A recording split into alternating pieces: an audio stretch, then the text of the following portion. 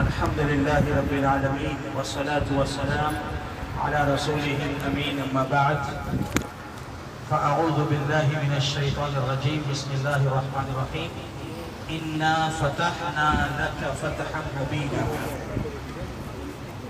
محترم دوستوں اور ساتھیوں، میں نے ابھی آپ کے سامنے سورہ فتح کی آیت پڑھی ہے. قبل اس کی کچھ باتیں ہوں. ابھی کچھ دن پہلے مطالعے میں ایک واقعہ آیا ہے. میں چاہتا ہوں کہ پہلے اسے آپ کے سامنے پیش کر دیا جائے. آپ بھی اگر گوگل پہ سرچ کریں گے تو شاید آپ کو بھی یہ واقعہ مل جائے. سرچ کریں آپ ڈاکٹر عیسیٰ مرزوقی. یہ ایک ایسا واقعہ ہے جو حقیقت میں ہم کو سوچنے پر مجبور کرتا. واقعہ یہ ہے کہ ڈاکٹر عیسیٰ مرزوقی جو ہے یہ ملک شام کے رہنے والے ایک ڈاکٹر، عین جوانی کے عالم میں ان کو کینسر کا مرض لاحق ہو گیا. کینسر کی بیماری میں ہی مبتلا ہو گئے. ابھی ان کی شادی بھی نہیں ہوئی تھی، بس رشتہ ہو چکا تھا، لیکن بالکل عنفوان شباب میں تھے. لیکن کینسر کا مرض آ گیا. ڈاکٹروں نے رپورٹ نکالی. رپورٹ نکالنے کے بعد ساری کور کمیٹی جتنی تھی سب نے فیصلہ کر دیا کہ مرض بڑھتا جا رہا ہے اور چند ہفتوں کا معاملہ ہے بس.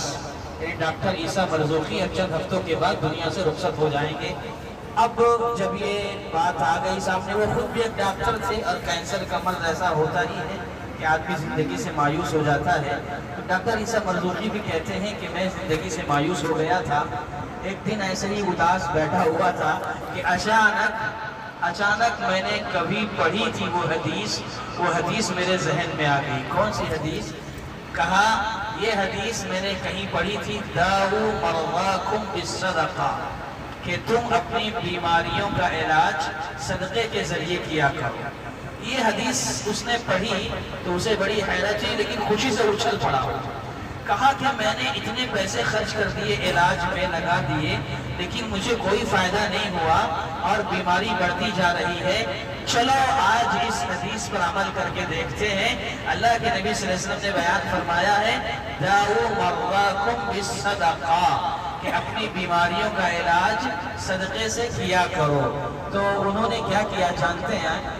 کینسر کا مرض ہے، بہت سارے پیسے ان کے پاس تھے، پیسے انہوں نے علاج میں بہت خرچ کر دیے، لیکن ابھی بھی ایک بڑی رقم، بہت پیسہ ان کے پاس موجود تھا ڈاکٹر عیسیٰ مرزوقی کے پاس.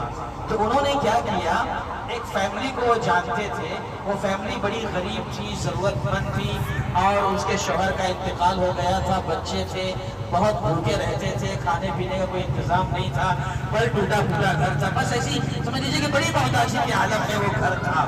اور ڈاکٹر عیسیٰ مرزوقی کہتے ہیں کہ اس گھر کو میں جانتا تھا.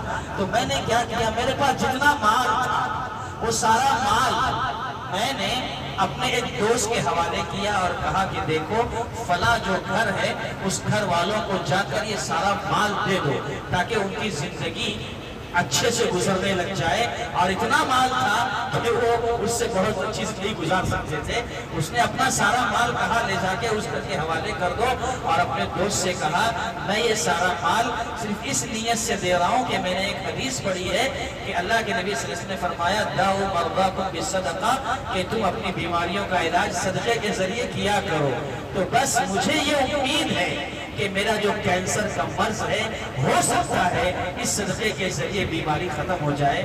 سبحان اللہ، اس نے اپنا سارا مال صدقہ کر دیا اللہ کے راستے. اور پھر جانتے ہیں کیا رزلٹ آیا؟ کوئی علاج نہیں، بس اس نے صدقہ کر دیا. اور صدقہ کرنے کے چند دن کے بعد جب دوبارہ رپورٹ نکالی گئی، اس کے کینسر کے مرض کو چیک کیا گیا، اور رپورٹ جب سامنے آئی سارے ڈاکٹر ہکا بکا رہ گئے، حیران اور پریشان ششدر رہ گئے کہ یہ کیا رپورٹ آئی ہے. ابھی کل تک رپورٹ یہ تھی کہ یہ آدمی چند دنوں میں، چند ہفتوں میں دنیا سے جانے والا ہے، کینسر کا مرض اختتام کو پہنچ گیا. لیکن اب رپورٹ کو کچھ اور بتا رہی ہے. دوبارہ رپورٹ نکالی گئی، لیکن کینسر کا کوئی نام و نشان نہیں. میرے بھائی اسے کہتے ہیں ایمان و یقین بھی کہ کس جذبے سے اس نے اللہ کے راستے میں صدقہ کیا۔ یہاں پر ایک بات جو کہنی ہے وہ یہ کہ داؤ مرواکم بالصدقہ، شیخ البانی رحمۃ اللہ علیہ نے اس حدیث کو صحیح الجامع میں نقل کیا ہے، اسے حسن کہا ہے، صحیح کہا ہے، کہتے ہیں صحیح روایت ہے، اور یہ بہت بڑا پیغام ہے کہ ہم میں بھی اگر بہت سارے لوگ بیمار ہیں، کمزور ہیں، بہت ساری مہلک بیماریوں میں مبتلا ہوتے ہیں، بہت سارا علاج کرتے ہیں، لیکن اگر ہم یہ بھی سوچیں کہ اپنے مال کو اللہ کے راستے میں صدقہ کر کے اپنے مال کو اللہ کے راستے میں دے کر علاج کریں گے، یہ بھی بہت بڑا علاج ہے، لیکن شاید ہمارا ایمان اتنا پختہ نہیں ہے، ہم کیسے سوچیں گے یہ سب؟ لیکن اللہ والے جو ہوتے ہیں نا، جو زندگی سے مایوس ہو جاتے ہیں، وہ اس پر بھی تجربہ کرتے ہیں اور اللہ رزلٹ دے دیتا ہے۔ تو میرے بھائیوں، اگر ہمیں جیسے مثال کے طور پر کبھی ہم کو بخار آ گیا، کبھی سردی ہو گئی، یا کبھی چھوٹا موٹا مرض لاحق ہو گیا جو عام طور پر ہوتا رہتا ہے، تو کبھی یہ تجربہ کرو، ڈاکٹر سے دوا مت لو، یہ تجربہ کر کے دیکھو، ڈاکٹر سے دوا مت لو، چھوٹا موٹا مرض آ گیا بس کچھ صدقہ کر دو، 100 200 500 1000 جو ڈاکٹر کو دینا ہے وہ کہیں صدقہ کر کے دیکھو، تجربہ کر کے دیکھو زندگی میں، ایمان کے ساتھ یقیناً آپ کو رزلٹ ملے گا، ضرور ملے گا انشاءاللہ۔ کیوں؟ اس لیے کہ میرے نبی محمد رسول اللہ صلی اللہ علیہ وسلم کی حدیث ہے، اور صحابہ کے زمانے میں تو بیمار کوئی میں الگ موضوع میں نہ چلا جاؤں، میں کہیں اور چلا جاؤں گا، اس لیے واپس آ رہا ہوں اور یہ پیغام دینا چاہ رہا ہوں کہ ہم اپنے بیماروں کا علاج صدقے کے ذریعے بھی کیا کریں، غریب ہیں، مسکین ہیں، محتاج ہیں۔ اور پھر ابھی بس ایک بات کہہ دوں جیسے کہ بار بار کہی جا رہی ہے کہ ہمارے حفاظ کرام جو اب انشاءاللہ 27-28 تک رہیں گے ہمارے درمیان، درس سننے کا موڈ ہے، بات ہو گئی، جو آیت پڑھی ہے اس پر کچھ بات ہو جائے، آپ لوگ اجازت دے دو، ٹھیک ہے؟ چلیے بسم اللہ۔ ہم نے کہا، ہم نے آیت پڑھی اِنَّا فَتَحْنَا لَكَ فَتْحًا مُبِينًا، کہ ہم نے اے نبی آپ کو کھلی فتح دی ہے۔ اس آیت کا جو واقعہ ہے، جو پس منظر ہے وہ یہ ہے کہ اللہ کے نبی صلی اللہ علیہ وسلم کو سن 6 ہجری میں خواب آیا۔ سن 6 ہجری میں خواب کیا آیا کہ اللہ کے نبی صلی اللہ علیہ وسلم چند صحابہ کرام کو لے کر احرام کا کپڑا پہن کر مدینے سے نکل کر مکہ جا رہے عمرہ کرنے کے لیے۔ یہ اللہ کے نبی صلی اللہ علیہ وسلم کو خواب آیا سن 6 ہجری میں۔ تو اللہ کے نبی صلی اللہ علیہ وسلم اس خواب کی روشنی میں صحابہ کرام کو تیار کرتے ہیں اور عمرے کے لیے روانہ ہو جاتے ہیں، عمرے کے لیے سفر کر رہے ہیں۔ ایک مقام آیا حدیبیہ، حدیبیہ کے مقام پر اللہ کے نبی صلی اللہ علیہ وسلم نے پڑاؤ ڈالا، وہاں قیام کیا، اور پھر عثمان غنی رضی اللہ تعالیٰ عنہ کو مکہ والوں کے پاس بھیجا کہ ہم عمرہ کرنے آ رہے ہیں، ہمیں عمرہ کرنے کی اجازت دے دو، ہم خانہ کعبہ کی طرف آنے والے ہیں۔ عثمان غنی رضی اللہ تعالیٰ عنہ کو قاصد بنا کر اللہ کے نبی صلی اللہ علیہ وسلم نے، میں آپ کو جو صلح حدیبیہ آپ سنتے ہیں نا، مختصر ایک واقعہ بتا رہا ہوں تاکہ آپ کے ذہن میں بیٹھ جائے کہ صلح حدیبیہ ہے کیا چیز۔ تو عثمان غنی رضی اللہ تعالیٰ عنہ کو اللہ کے نبی صلی اللہ علیہ وسلم نے حدیبیہ سے روانہ کیا مکہ کی طرف۔ اب یہ لوگ یہاں حدیبیہ کے مقام پر پڑاؤ ڈالے ہوئے ہیں، اللہ کے نبی صلی اللہ علیہ وسلم بھی صحابہ کرام بھی۔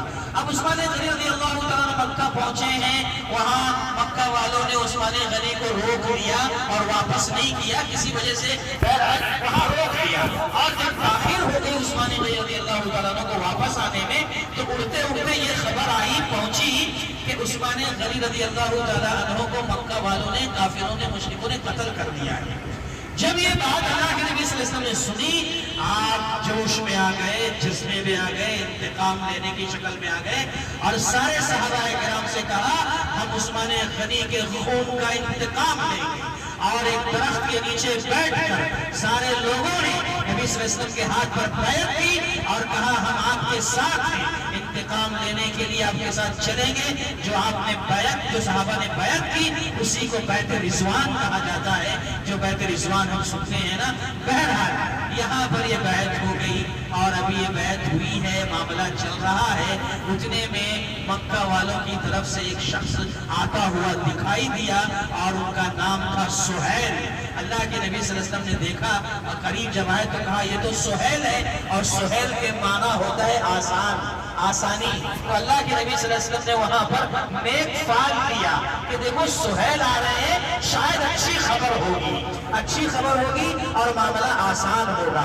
جب سہیل آئے اور ساری تفصیلات بتائی کہ عثمان غنی کو کچھ نہیں ہوا ہے, یہ خبر غلط ہے, ان کا قتل نہیں کیا گیا ہے, بس اسی وجہ سے وہاں ان کو روک لیا گیا ہے. البتہ مکہ والوں نے یہ آپ سے کہا ہے کہ آپ لوگ اس سال عمرہ نہ کریں, اگلے سال آ کے عمرہ کریں, آپ کو اس سال اجازت نہیں ہے.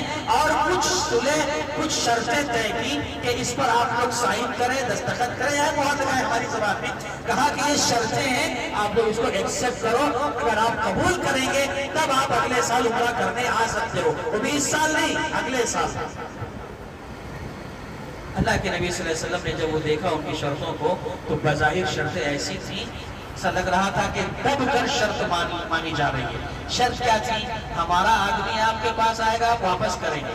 یعنی مکہ کا کوئی آدمی مدینہ آ گیا آپ کے پاس, آپ کو واپس کرنا پڑے گا, لیکن آپ کا کوئی آدمی ہمارے پاس آئے گا, ہم واپس نہیں کریں گے. ایسی کئی شرطیں تھیں. اللہ کے نبی صلی اللہ علیہ وسلم نے مان لیا, کہا کہ اوکے. کیوں؟ اللہ کے نبی جانتے تھے کہ ہم نے جس کی تربیت کی ہے وہ وہاں جائے گا نہیں, اور اگر جائے گا تو برداشت کر لے جائے گا, اور وہاں سے جو آئے گا بہرحال ہم واپس کر دیں گے, ہمارا کوئی مسئلہ نہیں ہے. اللہ کے نبی صلی اللہ علیہ وسلم نے اس کو قبول کر لیا. اس میں اور بھی کئی شقیں تھیں. اچھا, ابھی جب واقعہ ہو گیا, اللہ کے نبی صلی اللہ علیہ وسلم اس کو مان رہے ہیں نا, صحابہ اکرام کو سمجھ میں نہیں آ رہا, خاص طور پر عمر بن خطاب رضی اللہ تعالیٰ عنہ تو بالکل جذبات میں آ گئے. گئے اللہ کے نبی صلی اللہ علیہ وسلم کے پاس, اللہ کے نبی کیا کر رہے ہیں آپ, کیا ہوا عمر؟ اللہ کے نبی یہ بتاؤ, کیا ہم حق پر نہیں ہیں؟ ہاں عمر, ہم حق پر ہیں. کیا آپ اللہ کے رسول نہیں ہیں؟ ہاں میں اللہ کا رسول ہوں, بالکل حق ہے, یہ سچ ہے. اللہ کے نبی پھر کیوں دب کر ہم صلح کر رہے ہیں؟ بس آپ آواز نکالیں, ہم ساتھ ہیں, یہ سب ڈرنے کی ضرورت نہیں ہے. اللہ کے نبی صلی اللہ علیہ وسلم کو جب عمر نے ایسا کہا تو اللہ کے نبی نے کہا, عمر کیا میں اللہ کا رسول نہیں ہوں؟ میں جو فیصلہ کر رہا ہوں اس پہ انگلی اٹھاؤ گے؟ کیا میں اللہ کا رسول نہیں ہوں؟ تو خاموش ہو گئے. لیکن پھر بھی عمر کو ابھی تک سمجھ میں نہیں آ رہا ہے یہ اللہ کے نبی کیا کر رہے ہیں. جذبات میں آ گئے, کیسے ہم ان کی شرط مانیں گے, کیسے ہم دبیں گے, یہ ہو نہیں سکتا. سوچتے سوچتے اس کو خیال آیا کہ اللہ کے نبی کے قریب کون ہے, کس کو میں سمجھاؤں, یعنی ہماری زبان میں کس کو بتاؤں کہ وہ جا کے نبی سے جو ہے بات کریں. تو یاد, ہاں ابو بکر بہت قریب ہیں, ابو بکر کو جا کے سمجھاتے ہیں. ابو بکر کے پاس گئے, ابو بکر یہ بتاؤ ہم حق پر ہیں کہ نہیں ہے؟ ہاں عمر ہم حق پر ہیں. اللہ کے نبی صلی اللہ علیہ وسلم اللہ کے رسول ہے کہ نہیں ہے؟ ہاں اللہ کے نبی رسول ہے, اس میں کیا شک ہے؟ ابو بکر بھی سمجھاؤ نا نبی کو, کیوں ایسا دب کر صلح کر رہے ہیں؟ ابو بکر نے بھی وہی جواب دیا جو جواب اللہ کے نبی نے دیا. کہا ابو بکر نے, عمر کیا ہوا, اللہ کے نبی نہیں ہے, اللہ کے رسول نہیں ہے؟ ہاں. تو پھر وہ جو فیصلہ کرتے دو. پھر عمر رضی اللہ تعالیٰ نے وہاں ٹھنڈے ہو گئے. صحابہ اکرام بے اور بےچینی کا ایک حصہ اور بھی ہے, وہ کیا ہے؟ اللہ کے نبی صلی اللہ علیہ وسلم نے کہا صحابہ اکرام سے, ایک کام کرو, عمرہ ہم کو کرنا نہیں ہے تو اپنے جانور ذبح کر لو, اپنے سر کے بال نکال لو, احرام کھول لو, ہم یہاں سے واپس جائیں گے. یہ اللہ کے نبی صلی اللہ علیہ وسلم نے اعلان کیا. کوئی تیار نہیں سننے کے لیے, کوئی تیار نہیں ہے. اب اللہ کے نبی صلی اللہ علیہ وسلم اپنے خیمے میں جا رہے ہیں, آ رہے ہیں, پریشان ہیں. ام سلمہ رضی اللہ تعالیٰ عنہ اس وقت آپ کی زوجہ محترمہ آپ کے ساتھ سفر میں تھی. ام سلمہ نے دیکھا اللہ کے نبی کی بے چینی کو, کہا اللہ کے نبی کیا بات ہے, آپ لگتا کچھ پریشان ہیں. عمر, اللہ کے نبی نے کہا, ام سلمہ دیکھو ذرا میرے صحابہ کو کیا معلوم کیا ہو گیا ہے, میں ان سے ایک بات کہتا ہوں, اپنی جان قربان کرنے کے ریڈی رہتے ہیں. ابھی ان سے کہہ رہا ہوں کہ جانور ذبح کر لو, سر کے بال نکال لو, ہم کو واپس چلنا ہے, کوئی سنیں گی نہ میری بات, سمجھ میں نہیں آ رہا میں کیا کروں, کیا ہو گیا میرے صحابہ کو. اللہ کے نبی صلی اللہ علیہ وسلم جب یہ بات کہی تو ام سلمہ نے کہا, اللہ کے نبی میرا ایک مشورہ ہے, مانے تو میں کہوں. کیا ہے؟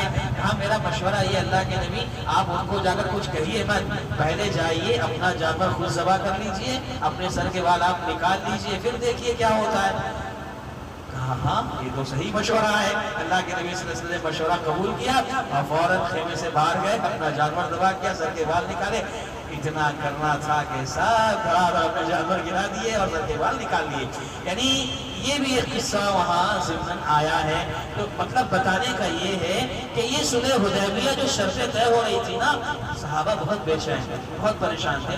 بیان کرتے ہیں صحابہ, ہم واپس ہو گئے, حدیبیہ سے مدینہ واپس ہونے لگے، لیکن ابھی بھی الجھن تھی، بے قراری تھی، یہ کیا ہم کر کے آ رہے ہیں؟ دیکھیں نبی راستے میں ہی ہیں، مدینہ پہنچے نہیں ہیں، راستے میں آسمان سے وحی آ گئی، اِنَّا فَتَحْنَا لَكَ فَتْحًا مُبِينًا، اے نبی ہم نے اس صلح حدیبیہ کے ذریعے تمہیں کھلی فتح دے دی ہے، یہ فتح ایسی فتح ہے اس سے پہلے کوئی فتح تمہیں حاصل نہیں ہوئی ہے، ہم نے کھلی فتح تمہیں عطا کی ہے۔ سبحان اللہ، اس آیت کے نازل ہونے کے بعد صحابہ کو اطمینان ہو گیا، یہ وہ جنگ تھی جو بغیر لڑے لڑی گئی، یعنی کچھ نہیں، صلح حدیبیہ تھی، لیکن اللہ نے اس کو فتح مبین کہا، اور صحابہ کا یہاں سے جو انقلاب آیا ہے نا، وہ دیکھنے کی بات ہے، سمجھنے کی بات ہے۔ صلح حدیبیہ کی شرطوں میں ایک شرط یہ بھی تھی کہ آئندہ 10 سال تک اے محمد ہم تم سے جنگ نہیں کریں گے، آنے والے 10 سال تک امن رہے گا۔ اللہ کے نبی صلی اللہ علیہ وسلم کو یہ جو فارمولا تھا نا 10 سال والا جنگ نہ کرنے کا، یہ اس کو آپ نے نظر میں رکھ کر خاموشی اختیار کی اور ایکسپٹ کر لیا تھا۔ اب مدینہ پہنچے ہیں، 10 سال تک جنگ کا معاملہ نہیں ہے، تو اللہ کے نبی صلی اللہ علیہ وسلم نے کیا کیا جانتے ہیں؟ یہاں سے مدینہ آنے کے بعد صحابہ کرام کو روانہ کیا، تو کونے کونے پر بادشاہوں کے نام خطوط لکھے، صحابہ کو دوڑایا، لوگ مدینے سے باہر نکل کر دعوت کا کام کرنے کے لیے چلے گئے۔ اور جانتے ہیں آپ 2 سالوں میں، صلح حدیبیہ کے بعد 2 سالوں میں جتنے لوگوں نے اسلام قبول کیا، فوج در فوج جو اسلام میں داخل ہوئے ہیں، اتنے پچھلے 19 سال میں داخل نہیں ہوئے تھے۔ یہ نبی صلی اللہ علیہ وسلم کا فیصلہ تھا صلح حدیبیہ کا۔ بظاہر لگ رہا تھا کہ یہ حدیبیہ جو صلح کی جا رہی ہے، اس میں مسلمانوں کو دبایا جا رہا ہے، لیکن نبی سمجھ رہے تھے دبایا نہیں جا رہا ہے، بلکہ آنے والے دنوں پر نبی کی نظر تھی۔ اور 2 سال کے بعد دیکھتے دیکھتے فوج پر فوج لوگ اسلام میں داخل ہو گئے۔ یہ پیارے نبی محمد رسول اللہ صلی اللہ علیہ وسلم کی دورندشی تھی۔ میرے بھائی، یہ سورہ فتح کی پہلی آیت، اور اس سورہ فتح میں یہی صلح حدیبیہ کا قصہ ہے جو میں نے آپ کے سامنے ابھی رکھا ہے۔ معذرت کے ساتھ آج وقت زیادہ ہو گیا ہے، لیکن کیا کریں، یہ واقعہ ہی ایسا تھا، میں بہت شوق میں بتایا ہوں۔ بہرحال اللہ سے دعا کریں کہ اللہ تبارک و تعالی ہم تمام لوگوں کو قرآن مجید پڑھنے، سننے، سمجھنے اور اس پر عمل کرنے کی توفیق عطا فرمائے۔ آمین۔ وآخر دعوانا الحمدللہ رب العالمین۔